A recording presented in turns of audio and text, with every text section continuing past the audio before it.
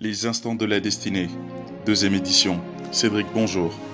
Tout ceci se passa le jour de sa collation des grades académiques à l'université d'Harvard, lorsque le recteur monta sur l'estrade, appela avec grande distinction dans la faculté de médecine le docteur Wilson Clyde Jr. La foule se leva avec acclamation pour accueillir le lauréat de l'université.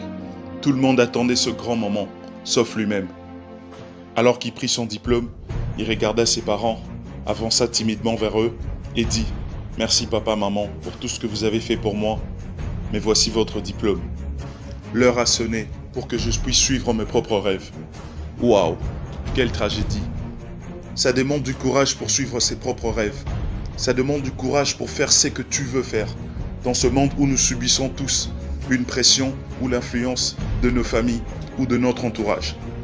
Comme l'a dit Joseph Campbell, à quoi ça sert de monter si haut sur un escalier, arriver au sommet, juste pour réaliser que l'escalier s'appuyait contre le mauvais mur. Beaucoup sont partis faire des études dont ils n'étaient pas censés faire. Beaucoup se sont retrouvés sur des chemins dont ils n'étaient pas censés emprunter. J'aimerais te dire aujourd'hui que ça demande du courage pour suivre ton propre rêve. Ça demande du courage pour être soi. Nous sommes tous censés être grands et impactés dans un domaine précis dans la vie. Malheureusement, beaucoup de gens passent leur temps dans la mauvaise chose. Albert Einstein a dit ceci, je paraphrase. Si tu juges un poisson par sa capacité de monter sur un arbre, tu diras qu'il est stupide, simplement parce qu'il n'est pas dans le domaine de sa force. Waouh!